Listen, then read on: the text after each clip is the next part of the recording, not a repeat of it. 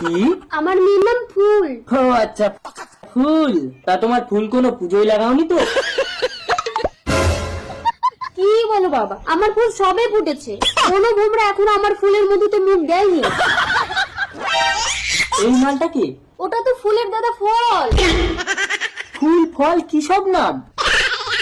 মালটার তো লক্ষণ খারাপ। যাই হোক, আপনার মেয়েকে আমার পছন্দ হয়েছে। এই আংটি পরিয়ে আপনার মেয়েকে আমি বিয়ের জন্য বুকিং করে নিলাম।